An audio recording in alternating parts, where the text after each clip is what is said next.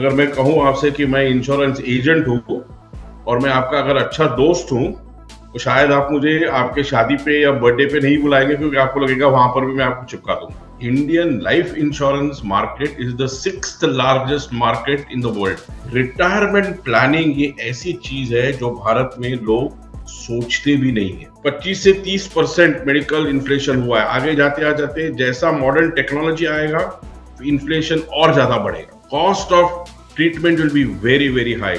Insurance लोगों के financial और रिस्क मिटिगेशन के लिए चाहिए, उस हिसाब से ये इंश्योरेंस हो नहीं रहा है। Hello, welcome to Paisa live. हमारे साथ हैं mister Anand Pijawar from SBI general insurance. Sir, first of all आपका बहुत बहुत स्वागत है हमारे प्लेटफॉर्म पे। Thank you very much for having me on this show. Thank you sir for being here with us. हमारी आज की कॉन्वर्सेशन का एजेंडा है spreading more awareness regarding insurance. Sir, India की जो इंश्योरेंस इंडस्ट्री है, it is targeted to grow around $14 trillion. अभी फिलहाल, if I am not wrong, it's somewhere around $8 trillion. And इतनी बड़ी इंडस्ट्री है, लेकिन फिर भी ग्राउंड लेवल पे लोगों के अंदर इंश्योरेंस सेक्टर को लेके, जनरल इंश्योरेंस को लेके उतनी अवेयरनेस नहीं है। सबसे पहले हम एक बेसिक सवाल से शुरू करते हैं। आपको क्या लगता है कि गैप कहाँ आ रहा है? इंडियन इंश्योरेंस इंडस्ट्री जब हम देखते हैं, जिसमें आज के तारीख पे we have got life insurance, general insurance, and there is also one separate segment called health insurance. Right. ये तीनों ये तीनों अगर हम लोग लेके चलते हैं तो इंडिया के अंदर as of last financial year which is March 23, roughly the penetration of insurance is roughly about 3.2 to 4.2%. 3.2 from life insurance point of view, 1% is at the general insurance point of view. तो आपने देखा होगा कि even if I take the insurance growth after independence which is 1947, so the last 75 years we have hardly grown the insurance penetration to the expected level. मैं expected level इसलिए बोलता हूं कि इंडिया को जब हम ज्योग्राफी की तरह से देखते हैं, पॉपुलेशन की तरीके से देखते हैं, तो सारे लोगों को लगता है कि बहुत बढ़िया पॉपुलेशन है, 140 मिलियन पॉपुलेशन है, ये है, the standard of living is growing, net investable surplus बढ़ रहा है लोगों के हाथ में, ऑल दैट। लेकिन जितना इंश्योरेंस लोगों के फाइनेंशियल और रिस्क मिटिगेशन के लिए चाहिए, उस हिसाब से ये इंश्योरेंस हो नहीं रहा है। इसमें दो तीन रीजंस है। एक तो जनरल अवेयरनेस इंश्योरेंस के बारे में बहुत कम है। कोई भी अगर देखें थे किसी भी एजेंट को या डिस्ट्रीब्यूटर को, क्लाइंट के पास कम से कम 2-3 बार जाके विनती करनी पड़ती है कि सर आपको इंश्योरेंस की जरूरत है और मैं आपको इंश्योरेंस देना चाहता हूं ताकि आपका भविष्य सुरक्षित रहे। आपका जो फाइनेंशियल भविष्य है या रिस्क मिटिगेशन लेवल्स है, इसको आप सही तरीके से, उसके बावजूद भी लोग इंश्योरेंस नहीं करते हैं। To give you a small example, अगर मैं कहूं आपसे कि मैं इंश्योरेंस एजेंट हूं और मैं आपका अगर अच्छा दोस्त हूं तो शायद आप मुझे आपके शादी पे या बर्थडे पे नहीं बुलाएंगे, क्योंकि आपको लगेगा वहां पर भी मैं आपको चिपका दूंगा। So that is the way of people looking at insurance. मैं आपको ये उदाहरण इसलिए दे रहा हूं कि इस तरीके से, इस नजरिए से हम लोग इंश्योरेंस को देख रहे हैं। And when I am talking of insurance, मैं तीनों क्लासिफाई करूंगा, life, non life and health के लिए। अब देखिए कि कुछ महीने पहले आईआरडीए ने कुछ डेटा सारे इंडस्ट्री को और लोगों को पब्लिश किया कि आज के तारीख पे भी 52% of the vehicles are under insured और नॉट इंश्योर्ड। इसका इसका मतलब क्या है कि मोटर व्हीकल एक्ट के दरम्यान you have to have insurance for your vehicle when you bring it up on the road. आपका ओन डैमेज इंश्योरेंस होना चाहिए, थर्ड पार्टी इंश्योरेंस होना चाहिए, मगर 52% ऐसे व्हीकल्स हैं आज के तारीख पे जो रास्ते पे चल रहे हैं जिसमें इंश्योरेंस नहीं। So this is a big big big problem. मैं गाड़ी लेता हूं तब इंश्योरेंस लेता हूं, लेकिन उसके बाद 2 साल 3 4 4 साल के बाद इंश्योरेंस के लिए कोई सोचता नहीं है, या बोलता है it is waste of money to buy insurance. वैसे अगर आप देखो प्रोटेक्शन गैप कहां पर आता है, this is one protection gap. Another protection gap is on life insurance. आप हर व्यक्ति कितना भी बड़ा पैसा वाला हो, कितने भी उसकी संपत्ति हो, अगर हम उसकी पूरी नीड एनालिसिस करेंगे तो हमको पता चलेगा कि उसको भी लाइफ इंश्योरेंस की जरूरत है।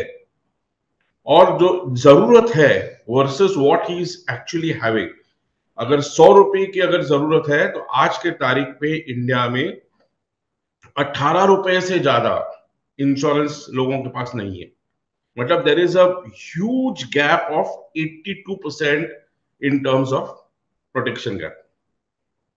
अगर सही तरीके से हम लोग देखें कि आपकी सैलरी क्या है, या इनका आपका इनकम क्या है, आपके एक्सपेंडिचर क्या है, आपके लाइबिलिटीज क्या है, आपके रिस्पॉन्सिबिलिटीज क्या है, आपको किस किस चीज की प्रॉब्लम हो सकती है, और इसको सारे चीज को अगर हमको इंश्योरेंस के माध्यम से अगर कवर करना है तो आपको 100 रुपए का इंश्योरेंस चाहिए, sum assured, not not premium. So sum assured of 100 rupees, लेकिन लोगों के पास 18 रुपए का सिर्फ इंश्योरेंस है। तो 82% जो गैप जो है, जो नॉर्मली लोगों के पास इंश्योरेंस होना चाहिए वो है नहीं।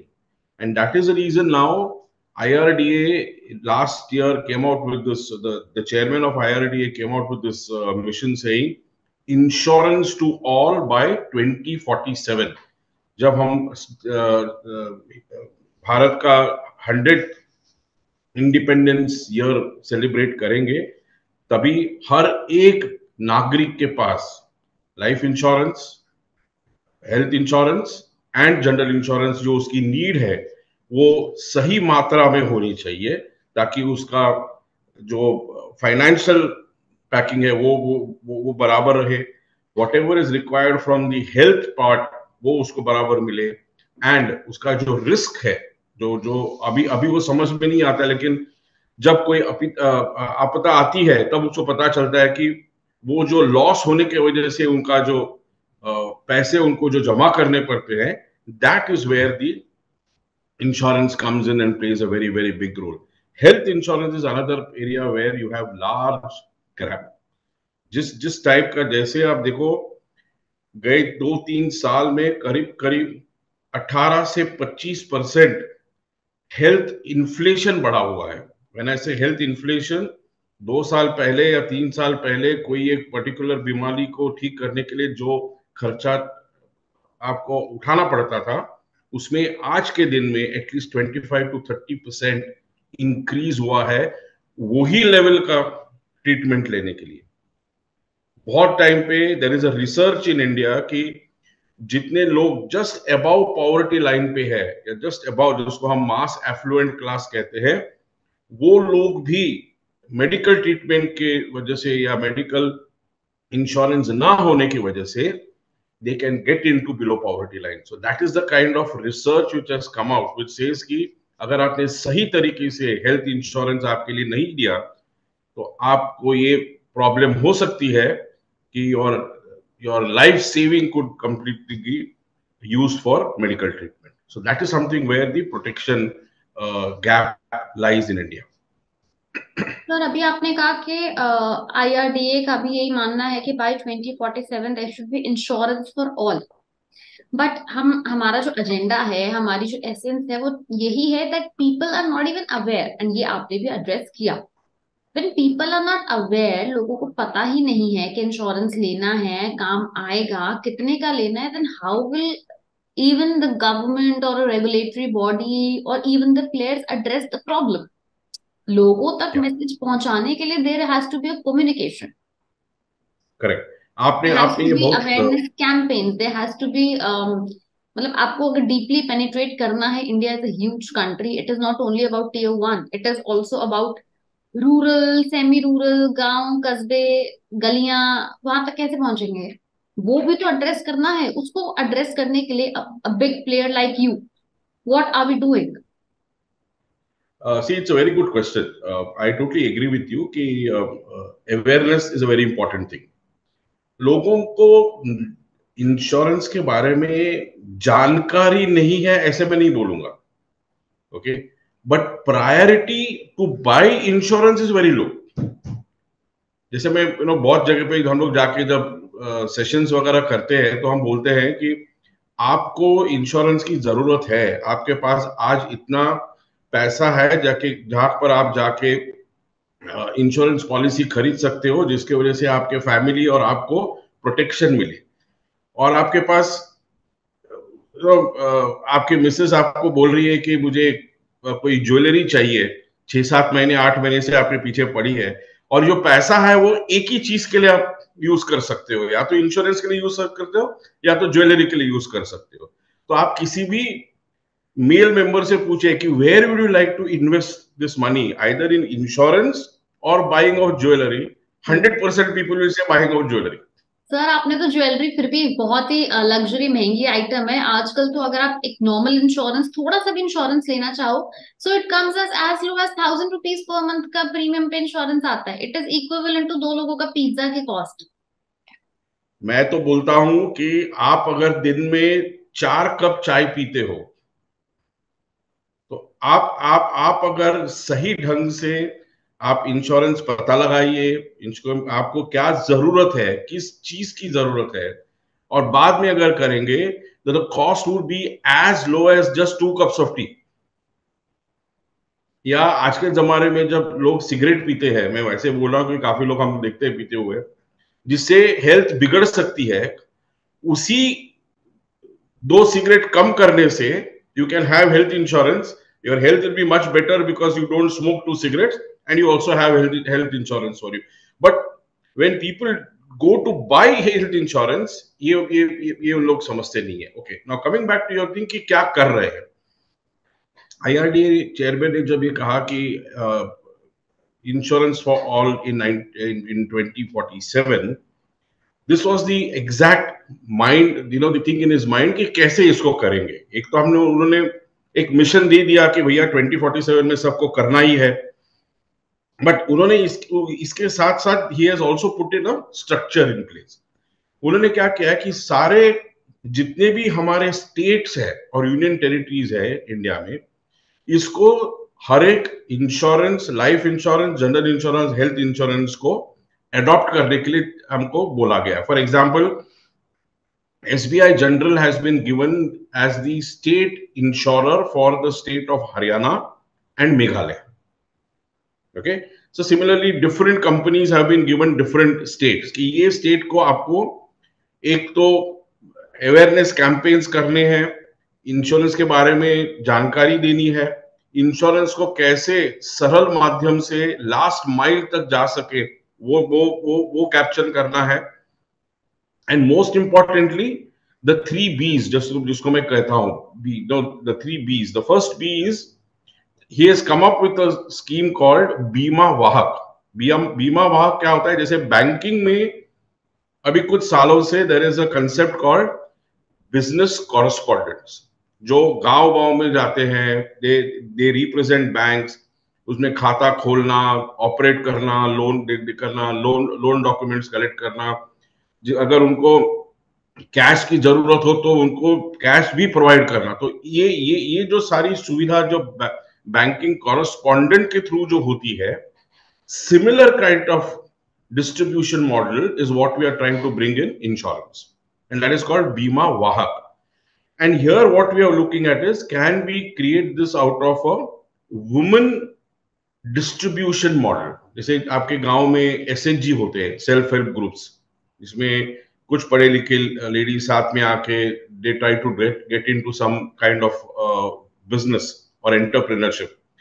Can we look at this women entrepreneurship model to be बीमा वाहक? सो it's a very good sustainable kind of distribution model, at the same time creating sustainable income for the ladies in the villages. So this Bima Okay, that is, SBI is doing this Bima Vaha.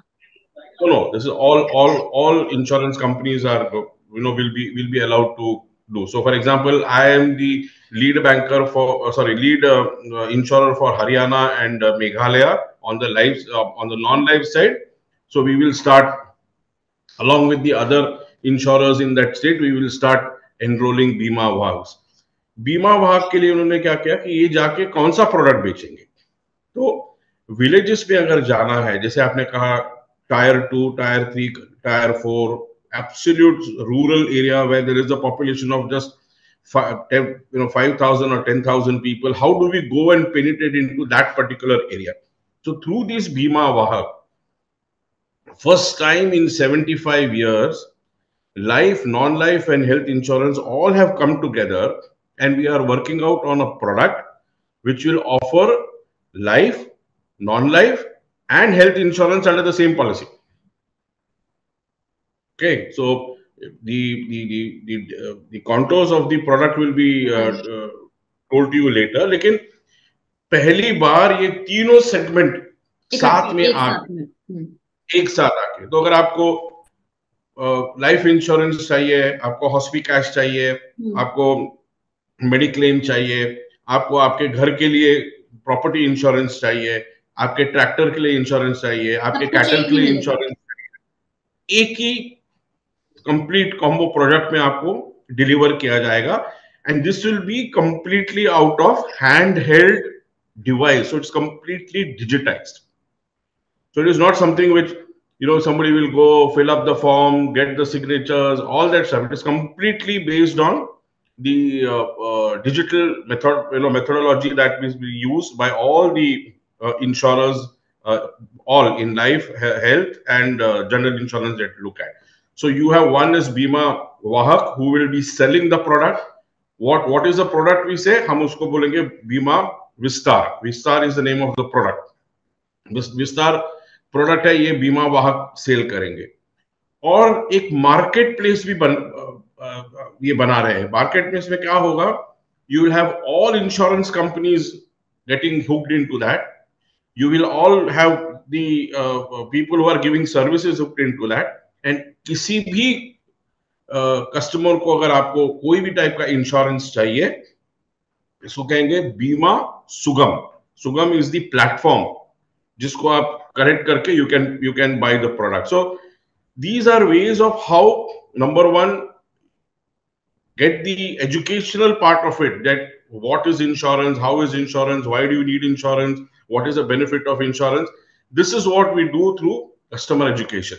अब इसमें से जो आएगा कि मुझे insurance चाहिए and किसको किसको कौन से इंश्योरेंस देना है, तो बीमा वाहक के थ्रू बीमा विस्तार प्रोडक्ट देंगे और उसी के साथ उसको बीमा सुगम जो प्लेटफॉर्म बन रहा है उसके माध्यम से. सो काफी सारी चीज हो रहे हैं at the back end. Maybe another 2-3 months time ये सारे लोगों को पता चलेगा how it happens, what is the way of distributing it, and then how you get exact. आपने जो सवाल पूछा कि कस्बे कस्बे में हम लोग जाके इसको कैसे बेच सकते हैं, कैसे इसको लोगों को इसके बारे में जानकारी दे सकते हैं. And also even today when these things are not there are बहुत सारे डिस्ट्रीब्यूशन चैनल्स हैं जो अलग अलग कस्टमर सेगमेंट को रिप्रेजेंट करते हैं. फॉर एग्जांपल, जो इंडिया में ट्रेडिशनल चैनल है, जो हम लोग कहते हैं इंश्योरेंस एजेंट, वो तो चैनल सभी के पास है, that is the traditional channel. फिर 2002-2003 में बैंक इंश्योरेंस आ गया, बैंक्स को अलाउ किया गया. पहले बैंक्स तो एक ही कंपनी को एक ही कंपनी का प्रोडक्ट बेच सकते थे. 2015 में रेगुलेटर ने उसको कहा एक के बदले 3 के साथ कर सकते हो, अब बोले 9 के साथ कर सकते हो. सो जितना आप उसको ब्रॉड बेस कर सकते हैं उतना ब्रॉड बेस किया. फिर ब्रोकर चैनल आ गया, फिर कॉर्पोरेट एजेंट चैनल आ गया, फिर इंश्योरेंस मार्केटिंग फर्म IMF बोलते हैं वो आ गया.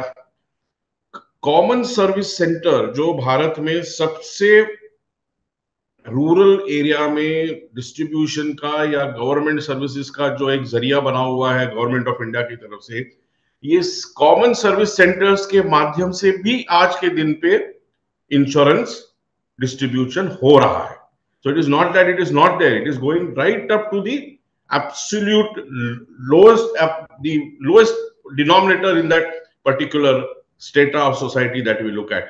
उसी के साथ आपने देखा होगा कि PMJJBY, प्रधानमंत्री जीवन ज्योति बीमा योजना, प्रधानमंत्री SBY जो जनरल इंश्योरेंस का है, ये 2015-2016 में जो चालू किया, उसका जो एक पूरा वेव जैसे चला, and then people know now कि हम लोग 430 रुपए में 2 लाख रुपए का लाइफ ले सकते हैं, 20 रुपए में सुरक्षा जनरल में ले सकते. तो इसके माध्यम से भी काफी लोगों को ये अभी जानकारी हुई है कि this is the way how I can get into the insurance part. Right sir, आपने बीमा सुगम के बारे में बात करा. So it is kind of a platform, but do you think इस प्लेटफॉर्म के आने से जैसे प्राइवेट एग्रीगेटर्स हैं, वो भी सिंगल प्लेटफॉर्म से जहाँ पे बहुत सारी कंपनीज के life insurance, general insurance sale होते हैं, so do you think that it is going to be a very big competition for private aggregators, because there are many right now in the industry? Yeah, I totally agree with you. That is according to me a myth. वो लोगों के समझ में आज ऐसे है कि अगर सुगम आ गया तो प्राइवेट एग्रीगेटर्स पीछे हट जाएंगे. ऐसा नहीं है. हर एक डिस्ट्रीब्यूटर को अपना अपना एक मार्केट होता है. फॉर एग्जाम्पल, पहले लोगों को सोचा था कि बैंक्स को अगर हम लोग डिस्ट्रीब्यूट करने देंगे तो एजेंसी बिजनेस कम हो जाएगी, मगर ऐसे हुआ नहीं. ऐसे बोलते थे LIC को अगर ओपन कर देंगे और प्राइवेट कंपनी आएगी तो LIC का धंधा नीचे हो जाएगा. नहीं, जैसे ज्यादा लोग उसके बारे में बात करेंगे, ज्यादा लोगों से डिस्ट्रीब्यूशन होगा तो ओवरऑल मार्केट बढ़ेगा. And once you have that healthy competition, the guy जिसको एग्रीकल्चर के पास जाना है वो एग्रीकल्चर से ले लेगा, जिसको डायरेक्टली कंपनी के पास जाना है वो सुगम पे आके ले लेगा, जिसको एजेंट की माध्यम से ही लेना है, कोई पहचान वाला हो या उसे कोई और फाइनेंशियल ट्रांजैक्शन कर रहा है, वो अगर इंश्योरेंस एजेंट है तो उसके थ्रू करना चाहता है तो वो कर सकता है. So how do you make the entire distribution broad based, एक ही चैनल ना रखते हुए उसे पूरी तरह से ब्रॉड बेस करके. और ये हमने देखा है भारत में कि हर एक सेगमेंट को अटैक करने वाले डिस्ट्रीब्यूटर अलग अलग होते हैं. जो लोग एजेंसी से थ्रू नहीं जा सकते वो बैंक के थ्रू जाते हैं, बैंक के थ्रू नहीं जा सकते वो CSC के थ्रू जाते हैं, वो नहीं तो और किसी माध्यम. सो ऐसा नहीं है कि एग्रीगेटर का धंधा कम हो जाएगा, एग्रीगेटर भी उसमें आके कर सकते हैं, बिकॉज सुगम में तो 5% तो equity they have kept for brokers also, so they can also come and join in and get the things done. It is only to say that how do you make accessibility of this product and services simpler, easily accessible, so that people can buy insurance whenever they want it. Right. So coming back to the industry, हमारी country का, हमारी government का vision है $5 trillion economy बनने का. आपने बोला कि रेगुलेटरी बॉडीज का विजन है एंड सरकार का भी विजन है 2047 तक insurance for all, which clearly means if it is insurance for all and India being the most populous country right now, so it means that Indian insurance market would be the biggest by 2047. Do you think that it is possible? And where do you see this market? As of now, when I'm talking to you, Indian life insurance market is the 6th largest market in the world, even with 3.2% penetration level. Non-life market with just 1% penetration, we are already 9th in the world. अब इसी को जैसे हमने अपने पांडा साहब जो chairman है IRDA के, उनके जो अगर इस बात करूं कि he wants to take this from 1% to 2.7% in the next 5 years. So just imagine if today with 1% you are at 9th largest market in the world, with 2.7% reaching, you will be obviously in the top 5 as far as the non-life is concerned.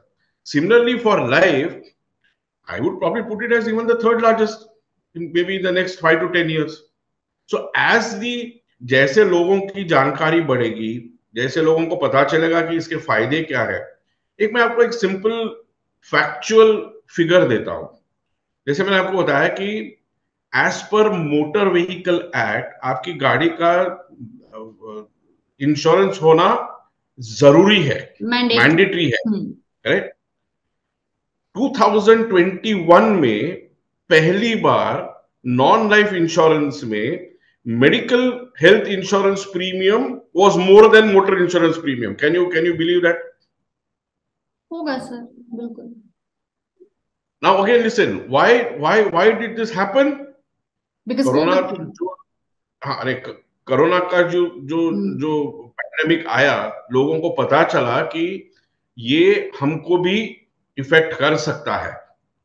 And उसमें बाद में लोगों ने देखा कि cost कैसे बढ़ रहे हैं। कुछ कुछ हॉस्पिटल 12 लाख 15 लाख 16 लाख रुपया चार्ज कर रहे हैं, ये कर रहे हैं जिसका। तो ये जो सारा इंफॉर्मेशन जो सोशल मीडिया है, व्हाट्सएप यूनिवर्सिटी है, ये इसके माध्यम से जो वो जो स्प्रेड हुआ, people started buying health insurance. So health insurance premium in first time in 35 years overtook motor insurance premium. So that is what I'm saying. Once people understand the importance of the insurance, how it is going to help them, and how they are in a position to take advantage of them, people will start buying insurance. For example, आज मेरे पास 20 लाख रुपया नहीं है, मेरा बच्चा है जो 10 साल का है, उसको 5 साल के बाद he will have to go for higher education. Now, am I in a position to save that much to take care of his requirement? अच्छा, मैं अगर जिंदा रहूंगा तो I might probably still achieve that goal. अगर खुदा ना खादसा कुछ हो गया तो will that vision of mine for my son's education for further studies will be met? आज मेरे पास पैसा नहीं है, लेकिन अगर मैं हर महीना अगर या हर क्वार्टर में अगर 10,000 रुपया इंश्योरेंस पॉलिसी में डालू, मैं रहूं या ना रहूं, my son will still get that insurance premium. ये जब लोगों को समझ में आता है कि ये करने से this is what will happen. Simple example देता हूं। भारत में मिडिल इनकम क्लास में सारे लोगों के पास होम लोन है।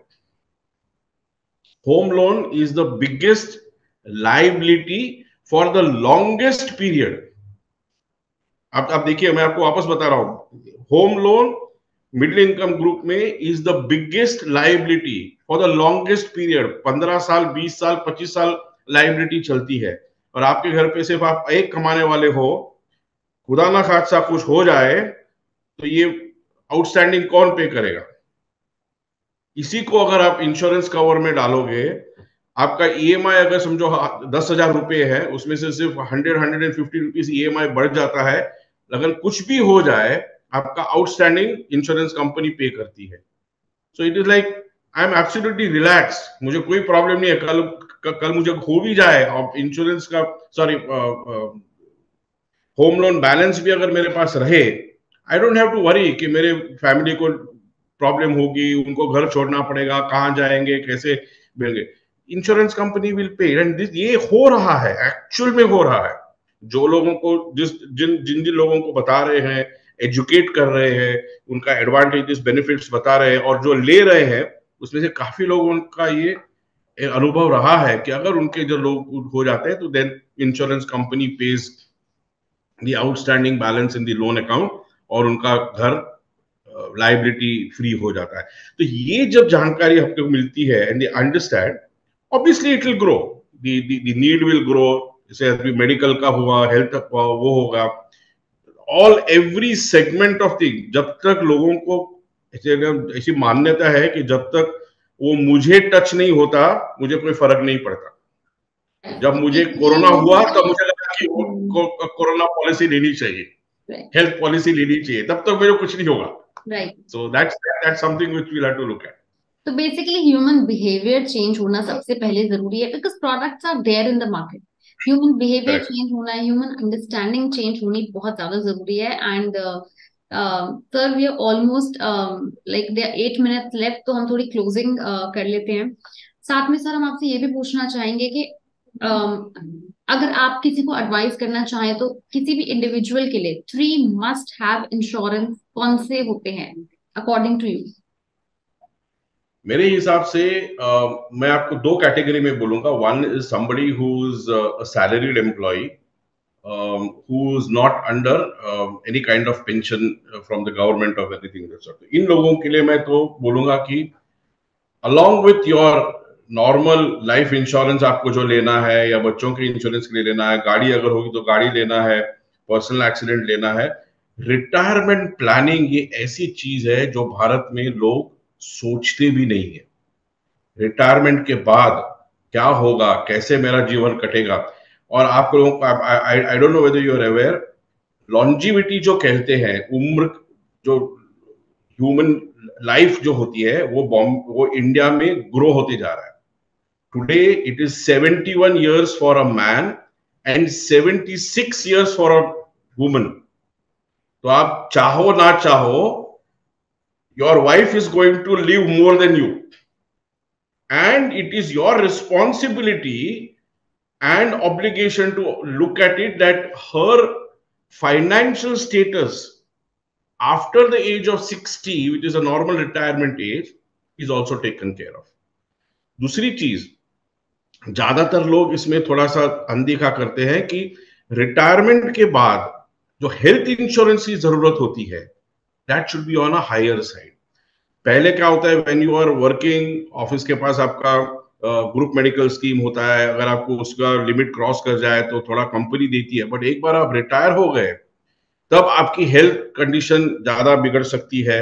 You might need more expenses on the health side, so you must have good value health insurance, and that too on a family floater, both husband wife both put together.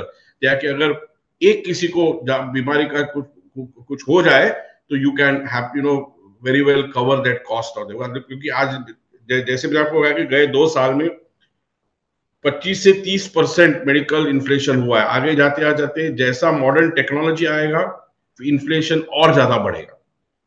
Medical inflation, I am not talking about the general inflation. Cost of treatment will be very very high. So आप उसको कैसे health insurance के माध्यम से cover कर सकते. तो मैं ये दो चीज करूंगा, retirement planning with correct retirement and analysis, what is your need, what do you want to do, what is your thing, and health insurance, which is very very important. ये दो अगर आप देते हो, I think you can safely retire and look forward for a wonderful second innings.